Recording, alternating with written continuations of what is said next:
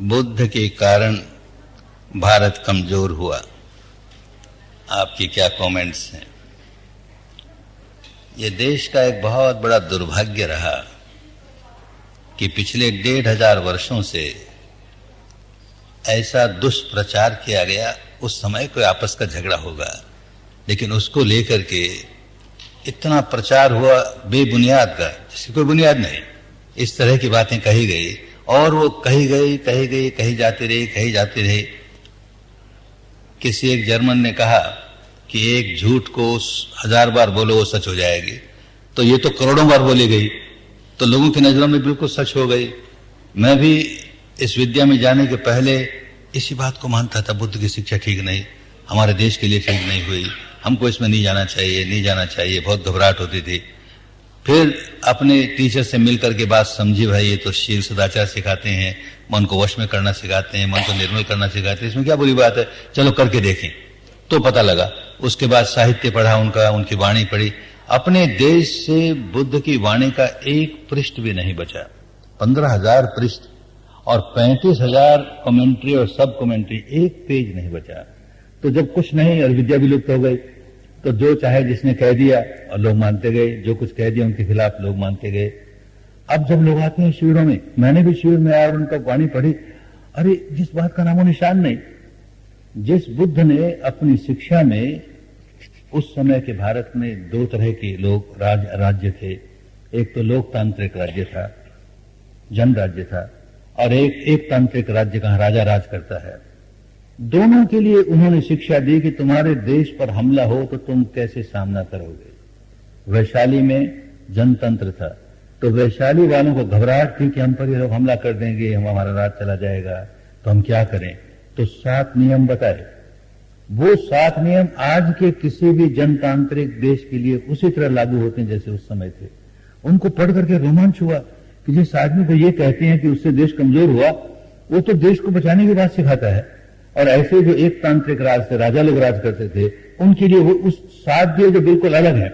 उनको 7 नियम दिए, 7 नियम पालोगे तो कोई तुम्हारे देश पर हमला नहीं करेगा। और वो काम अशोक ने किया, वो बुद्ध का अनुयायी हुआ। उसने स्वयं हमला करना बंद कर दिया। ये बात ठीक है, हम किसी दूसरे देश पर हमला करके अपने राज्य लिप्सा बढ़ाने के लिए, अपना अहंकार बढ़ाने के लिए किसी देश के लोगों को नुकसान पहुंचाएं, गलत बात है। तो उसने प्रतिज्ञा की कि अब हम किसी देश को जीतने के लिए उस पर हमला नहीं करेंगे। इसका मतलब ये नहीं कि कोई हमारे देश को लूट जाए। अपने देश की सीमा पर, उस समय अफगानिस्तान तक अपना देश था भारत, अफगानिस्तान से लेकर यहां बंगाल तक, अपनी सीमा पर सेना बढ़ा दी जितनी पहले थी उससे ज्यादा। कहीं ये लोग ये ना समझे कि अब तो ये हमला करेगा नहीं तो हम हमला कर दें। ये कहने के लिए कि देखो एक कदम इस धरती पर रखोगे तो अपनी जान खो बैठोगे। जो आदमी इतना सतर्क है देश को बचाने के लिए, और उसके राज्यकाल में एक हमला नहीं हुआ, और उसके राज्यकाल में कहीं कोई, उस समय भी बहुत तरह तरह के संप्रदाय थे देश में, एक सांप्रदायिक दंगा नहीं हुआ। इतनी शांति, इतना सुख। और हमने बदनाम करना शुरू किया, बुद्ध की शिक्षा को बदनाम करना शुरू किया, अशोक को बदनाम करना शुरू किया। अरे जिस आदमी ने देश को बचाने के लिए इतना बड़ा काम किया, उस आदमी के खिलाफ हमने इस तरह की बातें शुरू कर दी। जो हमले देश पर हुए बहुत बाद में हुए, तो बाद में हुए उसके लिए बुद्ध कैसे जिम्मेदार होगा। हमने उसकी शिक्षा खो दी, हमने उसका तरीका खो दिया, साधना खो दी, सब कुछ खो दिया, और बदनाम हम उसको करें। देश पर हमले इसलिए हुए कि हम लोगों ने पागलपन से अपनी जाति का जो टुकड़े टुकड़े कर दिए। ये ऊंची जाति, ये नीची जाति, ऐसा ये वैसा, ये छूने वाला अछूत है, ये अमुक है। तो देश के टुकड़े हो गए, समाज के टुकड़े हो गए। लोग हमला करते हैं और हम एक होकर के सामना नहीं कर पाते, इसलिए हमारा देश कमजोर हुआ। अब वो अपनी कमजोरी दूसरे पर थोपने के लिए ये सारा बुद्ध पर थोपने लगे, बुद्ध की वजह से ऐसा हुआ, बुद्ध की वजह से ऐसा हुआ। तो इस भ्रम से निकलना चाहिए। शिविर में आओगे तो मालूम होगा कि धर्म हमें यह नहीं सिखाता कि कोई आए और हमें मारे और हम चुपचाप बैठे रहें। ये होगा तो हम उसको प्रोत्साहन दे रहे हैं, दूसरों को भी हानि पहुंचाते जाएगा। यह आदमी अपनी हानि पहुंचाने की आदत से बाहर नहीं निकलेगा। तो सारी ताकत लगा करके हमको अपने आप को बचाना है। वही परंपरा चली आई जो खालसा पंथ चला। हम देखते हैं कि उस समय के गुरुओं ने, खासकर दशमेश गुरु ने, अपने देश को बचाने के लिए कैसे लोग तैयार किए, सबको सैनिक बनाया और पंच कक्के दिए। क्या पंच कक्के दिए लोग समझते नहीं। और वो संत था, उसको सारे संत सिपाही तैयार करने थे। तो पहली बात तो सिपाही के लिए अपने बाल नहीं काटे, चेहरे के बाल नहीं काटे, ताकि देखने से दूर से मालूम हो जाए ये सिपाही है, ये हमारे देश का सिपाही है। एक बात तो केश दिए, और केश का मतलब ये नहीं कि हम कोई साधु सन्यासी की तरह जटा बांधे फिरे। तो सैनिक क्या हुआ, तो कंघा दिया, अपने केश को साफ रखो।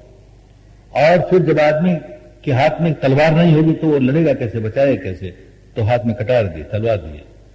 तलवार भी जिसके हाथ में तलवार आ जाए और वो सैनिक है तो गलत काम भी कर सकता है, महिलाओं के साथ खासकर गलत काम कर सकता है। तो कच्छा दिया ये सिखाने के लिए कि तुम कभी कोई महिला के प्रति कोई अत्याचार नहीं करोगे।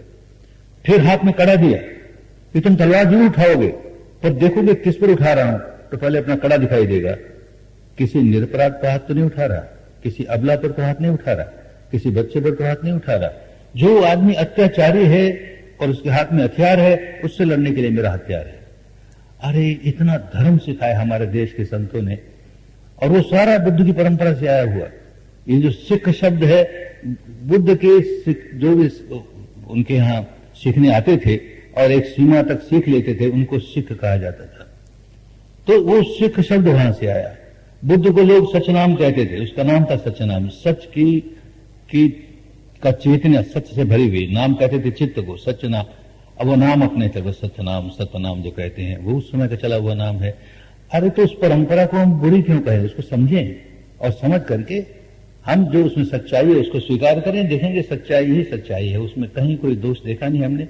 हम बहुत बहुत शंकालु मन से गए थे कि भाई पता नहीं क्या होगा, कहीं हम बौद्ध तो नहीं हो जाएंगे, अपना धर्म तो नहीं छोड़ देंगे, कहीं हम कमजोर तो नहीं हो जाएंगे।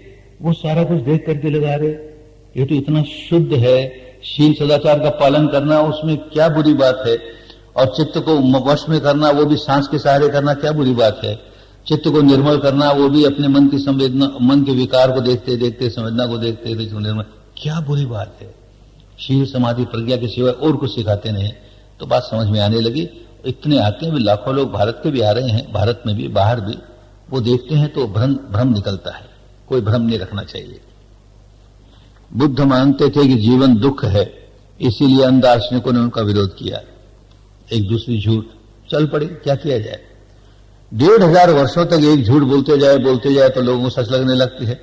जिस आदमी ने लोगों को दुख के बाहर निकलने का रास्ता दिखाया, देखो भाई तुम दुखी हो क्योंकि तुम्हारे मन में विकार जागते हैं, द्वेष जागता है, ईर्ष्या जागती है, अहंकार जागता है, इसलिए तुम दुखी हो। मैं तुम्हें रास्ता बताता हूं दुख के बाहर निकलने का, बहुत सुखी हो जाओगे, परम सुख प्राप्त करोगे। अरे जो दुख के बाहर निकालने वाला है वो दुखवादी कैसे हुआ, वो तो सुखवादी हुआ। लोगों को सुख क्यों ले जाने वाला, लेकिन बड़ा प्रचार किया गया। बुद्ध तो बहुत दुखवादी थे, उसकी शिक्षा में जाएंगे तो केवल दुख ही दुख है, दुख ही दुख है। बहुत भ्रांतियां फैली। अब तो हमें शर्म आती है कि हमारे बुजुर्गों ने ऐसा काम क्यों किया, अनजाने में किया, उनका भी दोष नहीं है, क्योंकि उस समय बुद्ध की वाणी नहीं थी देश में, बुद्ध की शिक्षा नहीं थी देश में। बुद्ध के नाम पर जो कुछ चल रहा था वो इतना गंदा चल रहा था जिसके बुद्ध की शिक्षा से कोई लेन देन नहीं। ऐसा वज्रयान और तंत्रयान और क्या क्या चला जिसमें गंदगी ही गंदगी, उससे बुद्ध की शिक्षा का क्या लेन देन। तो विरोध उसका, लेकिन सारी की सारी बुद्ध की शिक्षा बदनाम हुई उसके लिए, ये अपने नासमझी से हुई। अब हम उसके बाहर निकले, सच्चाई को स्वीकार करें। हमारे देश का एक ऐसा सपूत कि जिसको सारी दुनिया से झुकाती है। हम तो बाहर रहे, देश में, बर्मा में रहे, और बहुत वर्षों आसपास के देशों में घूमे, बहुत घूमे अपने काम धंधे के लिए। कैसे लोग सिर झुकाते हैं बुद्ध की मट्टी की मूर्तियां बना बना करके, संगमरमर की मूर्तियां बना बना करके, पीतल की मूर्तियां, सोने की मूर्तियां और एमराल्ड की मूर्ति बना बना के सिर झुकाते हैं। तो किसको सिर झुकाते हैं? भारत को सिर झुकाते हैं ना, भारत के प्रति श्रद्धा। और हम देखते हैं वहां के लोग जब भारत आते हैं, एक डेलीगेशन में आया बर्मा के प्राइम मिनिस्टर के साथ, तो हम लोगों ने देखा प्लेन से जब उतरे कलकत्ते में, तो आगे आगे प्राइम मिनिस्टर उतरे, हम लोग पीछे हैं। तो वो आखिरी सीढ़ी पर जाके बैठ गया। अरे क्या हो गया? वैसे थोड़ा बीमार चलता था, कहीं बीमार तो नहीं हो गया, ये क्यों बैठ गया वहां पर? हम ऊपर से देख रहे हैं, क्यों बैठ गया? उसने धरती को हाथ लगाया, माथे पर रखा। इस पावन धरती पर पांव कैसे रखूं मैं? इसको नमस्कार किए बिना पांव कैसे रखूं? अरे इतनी श्रद्धा जिनको भारत की भूमि पर, और हम कहें कि ये गलत रास्ते पड़ गए और हम सही रास्ते हैं। क्या सही रास्ते हैं? वो सही रास्ते हैं ना। इनको कितना प्यार है, कितनी श्रद्धा है, कितनी भक्ति है भारत के प्रति। हमारे अपने गुरुदेव भारत में, बिहार में 60s में 2 साल लगातार दुर्भिक्ष पड़ा, अनाज नहीं हो रहा, लोग भूखों मर रहे हैं। हम देखते थे, सुबह उठते ही वो मैत्री देते थे, भारत का देश देखो विपश्यना खो दी तो कितना कंगाल हो गया, कितने दुखी हो गए, अरे उनको धर्म मिले, अपने दुखों की बाहर आए। 2 बरस तक वो मैत्री देते रहे। तो कितनी श्रद्धा है भारत के प्रति, कितना प्यार है भारत के प्रति, और हम उनको बुरा माने तो गलत बात है। बुद्ध की शिक्षा में बुद्ध कहते हैं कि कोई भी बुद्ध होगा वो भारत की भूमि पर होगा, तो कितना भारत से प्यार है। पहला व्यक्ति है बुद्ध बनने की पहली रात उसको स्वप्न आता है, तो जैसे वो लेटा हुआ है, बहुत बड़ी उसकी काया बढ़ती गई, लेटा हुआ है हिमालय पर, उसका सिरहाना है, तकिया बन गया हिमालय, पांव उसका कन्याकुमारी के सागर को छू रहा है, एक हाथ उसका अरब सागर को छू रहा है, एक साथ हाथ उसका बंग सागर को छू रहा है। अरे ये भारत का नक्शा खड़ा किया ना उसने, पहली बार भारत के लोगों को भारत का पूरा नक्शा उस आदमी ने खड़ा किया, और चारों ओर से बताता ही है कि स्वप्न में ही कि किस तरह से धर्म फैलेगा, इन समुद्रों के रास्ते फैलेगा सारे विश्व में, इस सिर के रास्ते, हिमालय के रास्ते फैलेगा सारे विश्व में। भारत की कितनी बड़ी महत्ता जिस आदमी के मन में, तो उसे गलत नहीं समझे। एक प्रचार के कारण, बुरे प्रचार के कारण, गलत प्रचार के कारण हमारे मन में भ्रांतियां हुई है, उसे दूर करें। भारतीय संविधान के निर्माता डॉक्टर अंबेडकर को बोधिसत्व क्यों कहते हैं? जिस व्यक्ति में बोधि का अंश हो, वो व्यक्ति हमेशा ये चाहेगा कि किस प्रकार मैं स्वयं बुद्ध बनूं, तो ही बोधि का अंश है उसमें। और यूं करते करते बुद्ध नहीं हुआ अभी, लेकिन इसमें बोधि का अंश है, वो बोधिसत्व है। और जो आवश्यकता है बुद्ध बनने की, जो गुण है जिनको पारमी कहते हैं, वो पारमी जगाने का काम करता है। तो कोई हो जो भी इस तरह का काम करता है वो अच्छा है, अपना भी भला करता है और उनका भी भला करता है। आगे जाकर कभी बुद्ध होगा, कोई बुद्ध अकेला गौतम ही नहीं हुआ, उसके पहले अनगिनत बुद्ध हुए, और उसके बाद वो कहता है अनगिनत बुद्ध होंगे। जो भी आदमी अपने चित्त को निर्मल कर लेगा, उसमें मैत्री करुणा भर लेगा और उनकी सेवा करने लेगा मैत्री करुणा से, अरे बुद्ध हुआ। तो बुद्ध होना किसी की मोनोपोली नहीं होती, ये तो सद्गुण है जो हम अपने अंदर बढ़ाएं। तो जो सद्गुण बढ़ाता है वो बोधिसत्व है। ये ठीक है कि उनके मन में, डॉक्टर अंबेडकर के मन में एक मात्रा में द्वेष था, एक मात्रा में क्रोध था, हम उसे समझ सकते हैं। कसूर हमारा है, हम जो अपने आप को ऊंची जाति वाले कहते हैं।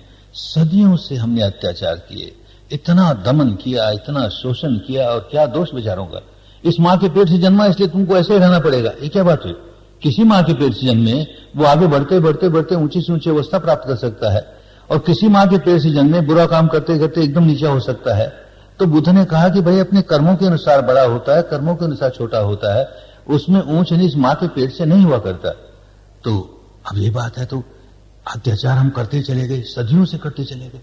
कोई बेचारा जिसको अछूत कह दिया, उसके बच्चे भी अछूत होंगे, उसके बच्चे भी अछूत होंगे, तो मानो प्रलय तक तो अछूत ही रहेंगे। ये क्या बात हुई? अत्याचार हुआ ना। तो जब होश आया तो उन्होंने विद्रोह करना शुरू किया। अगर अच्छी तरह से साधना कर लेते तो ये क्रोध का भाव न होकर के उसके साथ साथ मैत्री और करुणा होती। हम उसको दोष नहीं देते कि उन्होंने जो विद्रोह किया इस अत्याचार की वजह से किया। तो हम लोग जो अपने आप को ऊंची जात वाला मानते हैं, हमको सजग होना चाहिए कि ऐसा अत्याचार हम आगे नहीं होने देंगे, किसी को हम नीचा नहीं कहेंगे। और ये बात हमारे गुरुओं ने भी ये बात कही कि जात पात माने ना कोई, सब बराबर हैं। आदमी का बच्चा आदमी है, उसमें कोई पशु का बच्चा होगा तो पशु होगा, आदमी का बच्चा आदमी है, इस मां से जन्मे या उस मां से जन्मे, उसमें जैसे गुण होंगे वैसे आगे बढ़ेगा, गुण नहीं तो नीचे गिरेगा। तो ये बात जो धर्म की बात है, इसी अगर हम भूल जाएं तो अपना नुकसान करते हैं, बात समझे नहीं ठीक से। जो बीता सो बीता, लेकिन आगे के लिए तो हम इस बात को समझें कि आदमी में ऊंचाई और नीचाई उसके गुणों और उसके कर्मों के कारण होती है, न कि मां के पेट के कारण होती है। ये बात जितनी जल्दी भारत समझ लेगा उतनी जल्दी कल्याण हो जाएगा भारत का। भारत में बुद्ध की शिक्षा का पतन क्यों हुआ? ये एक इतिहास के रिसर्च का सब्जेक्ट है और हमारे यहाँ इगतपुरी में इस पर रिसर्च हो रहा है। कई कारण तो बहुत स्पष्ट हैं कि कुछ लोग बुद्ध की शिक्षा से उनको हानि पहुंची। एक तो ऐसे लोगों को हानि पहुंची जो पुरोहित का काम करते थे, और पुरोहितगिरी भी ऐसे करते थे कि यज्ञ में पशुओं की हत्या करते थे। अब बुद्ध जैसा व्यक्ति वो कहे भाई यज्ञ करो, यज्ञ करने में दोष नहीं है, मैं यज्ञ में स्वयं शामिल होता हूं, वो स्वयं शामिल होते थे, मैं स्वयं शामिल होता हूं, पर इन पशुओं ने क्या बिगाड़ा है, इन बेचारों को क्यों मारो। और फिर वो तो उस अवस्था पर पहुंचे हुए थे कि पास्ट फ्यूचर सारा देख सकते थे। उन्होंने बताया कि आज के इतने सैकड़ों वर्ष पहले जो यज्ञ होते थे उसमें नामो निशान नहीं था हत्या का, कितने पवित्र यज्ञ होते थे, और उसमें केवल दान ही दान। किसी के पास बहुत धन इकट्ठा हो जाए, राजा के पास हो जाए, किसी सेठ के पास हो जाए, तो यज्ञ करके दान करता था, बांटता था अपना धन, ताकि कहीं कोई गरीब न रह जाए। जिसका लक्ष्य ये था हमारे यहाँ यज्ञों का, वो गिरते गिरते इस अवस्था पर पहुंच गया। तो पुरोहितों को बहुत चोट लगी। सारे पुरोहित नहीं होते, ये कभी कभी ब्राह्मणों पर दोष लगाते हैं, हमें बहुत बुरा लगता है कि ब्राह्मण क्या करेंगे इसमें, सारे ब्राह्मण पुरोहित थोड़ी होते हैं, सारे ब्राह्मण तो अपना अपना काम करते हैं, कोई पुरोहित होता है। और पुरोहित में भी कुछ लोग जो उलझे हुए हैं, जिनको नहीं पता हो बेचारा। और आज तो ये काम बंद भी हो गया हत्या का, जब से बुद्ध ने इस बात का जोर दिया, फिर अशोक ने इस बात का जोर दिया कि कोई भी ऐसा काम नहीं होना चाहिए धर्म के नाम पर जहां हम पशुओं की या मनुष्यों की नर हत्या होती थी, नहीं करें हम हत्या। तो अच्छा ही हुआ बंद हो गया वो। और दूसरी बड़ी बात यह हुई कि उन्होंने जो कहा कि जन्म से आदमी बड़ा नहीं होता, कर्म से बड़ा होता है। तो कुछ लोग जो अपने आप को जन्म से बड़ा मानते थे, उनको चोट लगी। लोग उनको कहने लगे तेरे कर्म तो इतने खराब है, तुझको बड़ा कैसे माने, तुझको बड़ा कैसे माने। तो एक तो उनको पेट पर लात लगी, एक उनके सिर पर लात लगी। थोड़े से लोगों को, सब नहीं ऐसे थे। तो उन थोड़े से लोगों का मौका आया तो उन्होंने नया नया साहित्य रच दिया, इस तरह का साहित्य रच दिया जिसमें बुद्ध की निंदा करनी शुरू की, उसकी शिक्षा की निंदा करनी शुरू की। आम जनता उन दिनों पढ़ाई लिखाई बहुत थी नहीं लोगों को, वो जो कुछ पुरोहित कहता है उसके बाद सुनते थे, पुजारी जो कहता है उसके बाद सुनते थे। धीरे धीरे ये बात फैल गई कि बुद्ध की शिक्षा ठीक नहीं है, बुद्ध की शिक्षा ठीक नहीं है, हमको उसमें नहीं जाना चाहिए। समाप्त होती चली गई, विद्या समाप्त हो गई, विपश्यना समाप्त हो गई, उसकी वाणी समाप्त हो गई। अब वापस आई है और हम देखते हैं कितने प्यार से लोग, एक बार तो झिझक होती है जैसे मुझे हुई, अरे ये तो गलत रास्ता है, हम कहीं कहीं हम बौद्ध न हो जाए, कहीं हम बौद्ध न हो जाए, ऐसा भ्रम था। इसमें से गुजरे तो लगा कि कोई बौद्ध नहीं बनाता, हमें धार्मिक बनाता है।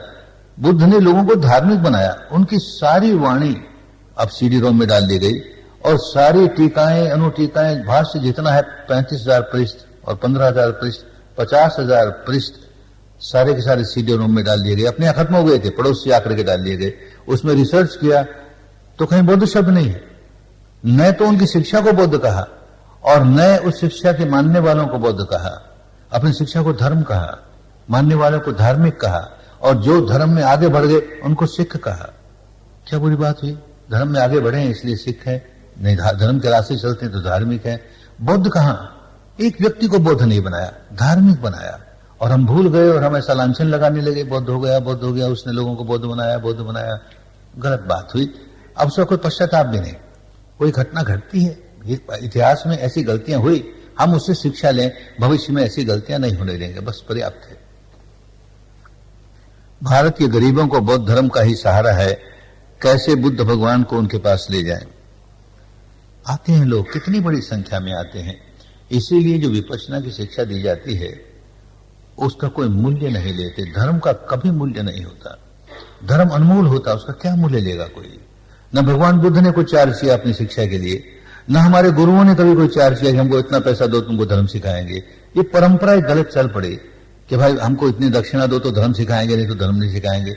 ये मंत्र देंगे तो इतने डॉलर दो, अच्छा बड़ा मंत्र देंगे इसके इतने डॉलर दो। उसको व्यापार बना लिया। और बुद्ध ने बार बार कहा धम्मे नय नय वणिक चरे, कभी धर्म को व्यापार मत बना लेना, मत बना लेना, क्योंकि फिर तो पैसा दिखेगा। लोगों का भला हो रहा नहीं हो रहा उससे कोई लेन देन नहीं। लोगों को हम मंत्र दे रहे हैं या अपनी शिक्षा दे रहे हैं, कुछ भी दे रहे हैं, हमको पैसा मिल रहा है, तो ज्यादा से ज्यादा पैसा कैसे मिले? तो जो धनवान आएंगे तो पैसा मिलेगा, गरीब आएगा तो गरीब को क्यों दे? कुछ पैसा तो मिलने वाला नहीं है, उनको दूर करते चले गए, क्योंकि सबके लिए फ्री है। अगर कीमत रखते हैं तो इतने गरीब लोग जिनको 2 वक्त का खाना नहीं मिलता, वो कैसे विपश्यना में आएंगे? और अब इतनी बड़ी संख्या में आते हैं, कम से कम 25% होते हैं शिविरों में, कभी कभी उससे ज्यादा हो जाते हैं। झोपड़पट्टी के लोग क्यों आते हैं? वो तो बहुत बड़ा सैक्रिफाइस करते हैं। 10 दिन कमाई करेंगे तो घर में रोटी आएगी, 10 दिन की कमाई खो दी उन्होंने, तो आ रहे हैं। क्यों आ रहे हैं? क्योंकि 1 शिविर 2 शिविर होते होते उनमें बड़ा परिवर्तन आता है। इतनी थोड़ी तनख्वाह मिलती है उनको, इतनी गरीबी है कि 2 वक्त का खाना नहीं खा सकते, लेकिन फिर भी कुछ पैसा उसमें से नशे पते में खो देते हैं, ताड़े पीते हैं, कुछ पैसा उसमें से जुए में खो देते हैं, घर में तो बहुत थोड़ा सा लेकर आते हैं। अब इस विद्या से 1-2 शिविर बीतते बीतते सारा नशा पता छूट गया, सारा जुआ छूट गया। तो जो तनख्वाह मिलती है सारी की सारी अपनी पत्नी के हाथ में लाके रखते हैं। कई गरीब पत्नियां उन गरीबों की हमें आकर के धन्यवाद देती है, गुरुजी आपने कमाल कर दिया, ये आदमी कभी पूरा पैसा हमारे पास नहीं लेके आता था, अब देखो पूरा पैसा लेकर आता है। और फिर विपश्यना करते करते उनकी बुद्धि भी तेज होती है, तो जो काम कर रहे हैं उसमें ज्यादा अच्छा रिजल्ट आता है, उनका प्रमोशन होता है, अच्छा लाइफ अच्छी हो जाती है। तो लोग आते हैं, अगर उस पर हम चार्जेस लगा दें, ये बेचारे तो एकदम ही रह जाएंगे, इनको तो कोई मिलेगा ही नहीं। तो धर्म का कभी चार्ज नहीं होता। तो इसलिए लोग आ रहे हैं, उनमें बात फैल रही है। नागपुर जैसे शहर में जब सामूहिक साधना करते हैं विपक्षी लोग मिलकर के, तो हमने देखा आश्चर्य में कम से कम 10,000 आदमी एक साथ बैठ करके साधना करते हैं। कितनी बड़ी बात है। और हजारों की संख्या में लोगों ने विपश्यना ली है, गांव गांव में विपश्यना चल रही है। और उसमें हम ये नहीं देखते कि ये इस संप्रदाय का है, उस संप्रदाय का है। गरीब है तो गरीब है, अमीर है तो अमीर है, पढ़ा लिखा है तो पढ़ा लिखा, अनपढ़ है तो अनपढ़ है। अरे सबको चाहिए भाई, सबको मन की शांति चाहिए, मन की निर्मलता चाहिए। और लोग आते हैं, बहुत बड़ी संख्या में आते हैं। जितने सेंटर बने हैं सारे सेंटरों में इतनी भीड़ होती है कि लोगों को कभी कभी 2-2, 3-3 महीने की प्रतीक्षा करनी पड़ती है, वेट लिस्ट में रहते हैं। तो अब धीरे धीरे सेंटर बढ़ते चले जाएंगे और लोगों की संख्या भी बढ़ेगी, सेंटर बढ़ेंगे, सिखाने वाले बढ़ेंगे, तो फैलेगा गरीब अमीर सबके लिए समान रूप से। और एक बड़ी बात हम देखते हैं विपश्यना में, जो भगवान बुद्ध के समय भी थी, आज भी है, कि एक आदमी अरबपति है, मिलियनर नहीं बिलियनर है, वो शिविर में आता है तो सबको लाइन में खड़ा होकर के अपने भोजन में सबको एक भिक्षु की तरह, भिक्षुणी की तरह जीवन जीना पड़ेगा 10 दिन तक। वो भिक्षा के लिए आता है रसोई घर में। जब वो आता है तो उसके सामने हो सकता है कि कोई एकदम गरीब झोपड़पट्टी का आदमी हो, वो सामने है, ये पीछे है। उसके मन में नहीं आता कि मैं इतना पैसे वाला हूं, मैं लाइन में कैसे हूं। बहुत पढ़ा लिखा आदमी है और एकदम अनपढ़ आदमी है, दोनों साथ साथ हैं। बहुत ऊंची जात का आपको मानने वाला है और किसी को अछूत मानने वाला है, दोनों साथ साथ हैं, आगे पीछे हैं। कोई फर्क नहीं, आदमी आदमी है, क्या भेद करेंगे। और वहां ये सारा भेदभाव टूटता है। सब एक साथ बैठ के खाना खाते हैं, एक साथ बैठ के ध्यान करते हैं। और 10वां दिन होते होते तो इतना प्यार जागता है, इतनी मैत्री जागती है, ये भेदभाव टूटने लगता है। तो देश के लिए एक बहुत बड़ी आवश्यक विधि है। जिस देश में इतने टुकड़े हो गए, ये इस जाति का, ये उस जाति का, ये इस संप्रदाय का, उस संप्रदाय का, कोई संप्रदाय का भेदभाव नहीं। अपने यहाँ इतना हिंदू मुस्लिम का झगड़ा होता है, कहीं बौद्ध और हिंदुओं का झगड़ा होता है, और वहां सब एक बराबर है। कितने मुसलमान आते हैं शिविरों में, 2 मुसलमान तो विपश्यना के टीचर हैं, 2 सिख विपश्यना के टीचर हैं, एक क्रिश्चियन पादरी विपश्यना का टीचर है, एक क्रिश्चियन नन विपश्यना के टीचर है। हर संप्रदाय के लोग आते हैं और उनके जो लीडर्स हैं वो विपश्यना में परफेक्ट हो गए, सिखाने लग गए।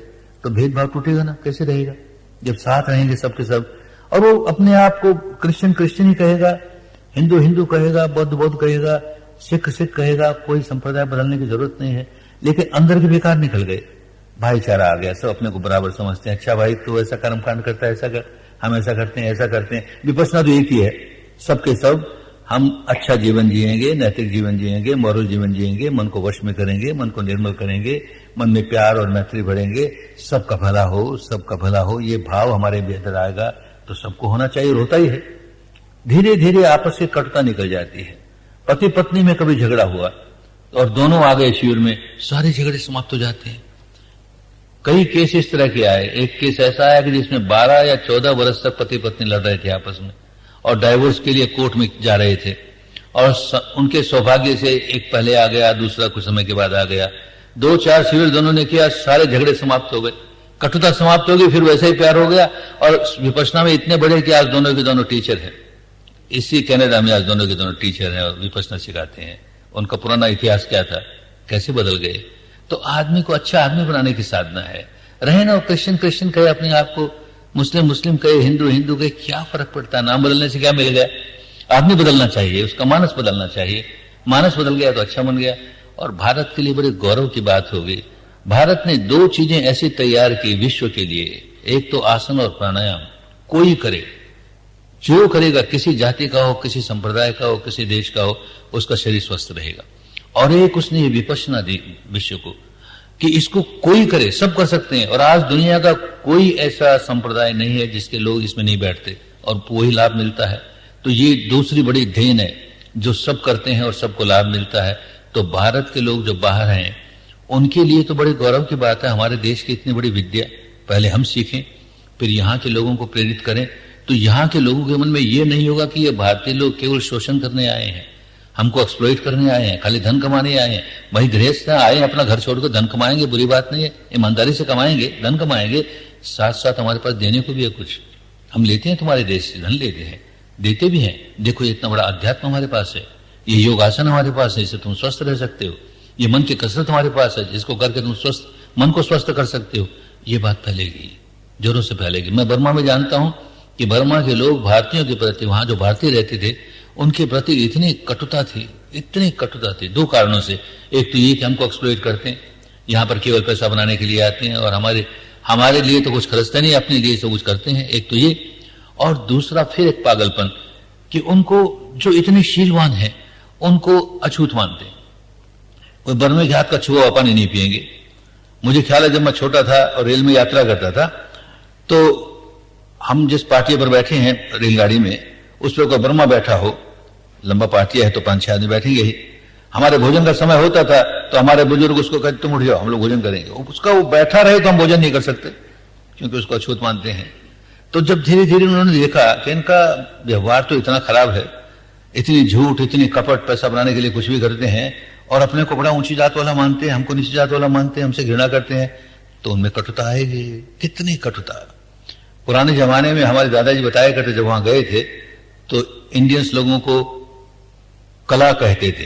पाली में शब्द है कुल, माने कुलीन है, ये कुलीन घर का है तो कुल कहा जाता था। तो उन्होंने जो भारतीय आए उनको कुल कहा, कुल कहा। बर्मी उच्चारण होता था कला, कला। और एक पीढ़ी बीतते बीतते ये कला शब्द गाली का शब्द हो गया। कोई इंडियन को कला कहता है इसका मतलब बहुत बड़ी गाली देता है, और गाली सुननी पड़ती थी। कहां हमारी प्रशंसा होती थी कला कह के, कहां हमें गाली मिलने लगी, इसलिए कि हमारा व्यवहार खराब। हम उनको नीचा मानते हैं जिनका सदाचार हमसे कई गुना ज्यादा अच्छा है, लेकिन फिर भी हम उनको नीचा मानते हैं। धीरे धीरे धीरे अब ये विपश्यना जाने लगे और वो देखते हैं एक भारतीय आकर के विपश्यना सिखाता है। भूल गया था बर्मा भी, कोई विपश्यना नहीं थी उनके पास, थोड़े से लोग जानते थे केवल। और अब शिविर लगते हैं, हजारों आदमी उसमें आते हैं, इतने शिविर बनते जा रहे हैं। अब उनके मन में श्रद्धा जागती है, अरे ये भारतीय केवल पैसा ही नहीं बनाते, ये हमारी सेवा भी करते हैं, ये हमारी सेवा भी करते हैं। तो इसी तरह से यहाँ के लोग भी जिस दिन इसमें पक करके इनकी सेवा करने लगोगे, अरे कितना अनुग्रह मानेंगे ये लोग, कितने कृतज्ञ होंगे कि भारत से हमें इतनी बड़ी विद्या मिली, इतनी बड़ी विद्या मिली। तो पहले खुद पकना पड़ेगा। तो एक तो मन से संशय निकाल देना चाहिए कि बौद्ध धर्म, बौद्ध धर्म, बौद्ध धर्म नहीं है, धर्म है, और धर्म सबका होता है। अच्छा जीवन जीने को धर्म कहते हैं, सदाचार का जीवन जीने को धर्म कहते हैं, मन को संयमित करने को धर्म कहते हैं, मन को निर्मल करने को धर्म कहते हैं। वो जीवन में उतरे तो हम धार्मिक है, वो जीवन में उतरा नहीं, हम धार्मिक कैसे हो गए? तो हम अपने आप को धार्मिक तब कहेंगे जब हमारे मन से विकार निकलेंगे, और ये विद्या वो बनाती है। तो जैसे जैसे हम पकने लगेंगे हमारा असर उन लोगों पर आने लगेगा। और वो लोग भी हम देखते हैं, अब शिविरों में आते हैं, जो भी यहाँ के लोग कितने आते हैं शिविरों में आते हैं, तो उनमें इतनी श्रद्धा जागती है, भारत के प्रति श्रद्धा जागती है। तीर्थ यात्रा करने के लिए भारत आते हैं, सारे भारत को घूम के देखेंगे। बर्मा जाते हैं तीर्थ यात्रा करने के लिए, सारे बर्मा घूम के देंगे। इतनी स्ट्रांग वाइब्रेशन है वहां की, बर्मा की। जाते हैं वहां पर बड़े खुश होते हैं, तो श्रद्धा जागे ना इनके मन में। तो हम सेवा करने लगे तो श्रद्धा जागे, तो पहले अपने को पकाएंगे, फिर इनकी सेवा करेंगे, बहुत बड़ा असर होगा। तो ये एक अच्छी अपॉर्चुनिटी आई है भारतीयों के लिए। इस देश में गृहस्थ हैं, धन कमाने में कोई दोष नहीं है। गृहस्थ हैं, हम किसी के सामने हाथ नहीं फैलाएंगे, अपनी मेहनत से, ईमानदारी से धन कमाएंगे अपने भरण पोषण के लिए, अपने परिवार के भरण पोषण के लिए, अपने रिश्तेदारों के भरण पोषण के लिए हम धन कमाएंगे। अधिक होगा उसको हम लोगों में बांटेंगे, दान देंगे, सब कुछ करेंगे, लेकिन साथ साथ इस विद्या में पकेंगे और ये विद्या फैलाएंगे इस देश में। बहुत बड़ा कल्याण होगा, अपना भी कल्याण होगा और यहाँ के लोगों का भी कल्याण होगा, सारे विश्व का कल्याण होगा। हमारे संतों ने जो बार बार कहा सर्वत का भला, सबका भला, सबका भला, वो खाली वाणी की बात नहीं है, सचमुच सबका भला हो इसके लिए हम क्या कर रहे हैं ये सोचना पड़ेगा। तो हम ये कर रहे हैं, इससे हमारा ही भला हो रहा है, औरों का भला हो रहा है। तो जो जो भारतीय रहते हैं, हम तो सबसे यही आग्रह करेंगे कि ये विद्या को सीखें, बिल्कुल मन में कोई हिचक नहीं रखें। इस विद्या को सीख करके पकें और फिर इसका प्रचार हो लोगों में। बहुत बड़ा कल्याण अपना भी होगा, इस देश का भी होगा, धीरे धीरे सारे विश्व का कल्याण होगा। खूब मंगल हो, खूब कल्याण हो, खूब भला हो, स्वस्थ हो, स्वस्थ हो। बहुत सारे प्रश्न हैं, दो तरह के प्रश्न हैं। कुछ आपके बहुत परिचित हैं, उनके लेकिन एक जो इंटरेस्ट डेडिकेशन आपके लिए रुका था उनको अपॉइंटमेंट दी थी, तो आप नहीं तो ऑलरेडी लेट हो गए हमारे लिए। और जो प्रश्न है उनका भी आप समय नहीं बचा है, तो मैं ऐसे लोगों के क्षमा हम जवाब देते हुए बहुत भूल गए, प्रश्न रुक गए। चलो लिखना चाहते हैं वो अगर ऑर्गेनाइजर से बात करें तो कल शाम को समय मिल सकता है, तो कृपया ऑर्गेनाइजर से बात करें और कल हम प्रयत्न करेंगे कि आपको गुरु जी से मिल पाए। 10 दिन शिविर में आ जाए, सारे प्रश्नों का समाधान अपने आप हो जाएगा। अपने अनुभव से जानेंगे कि सारी भ्रांतियां जो मन में थी वो दूर हो गई। तो निकाले समय, 10 दिन का समय निकाले।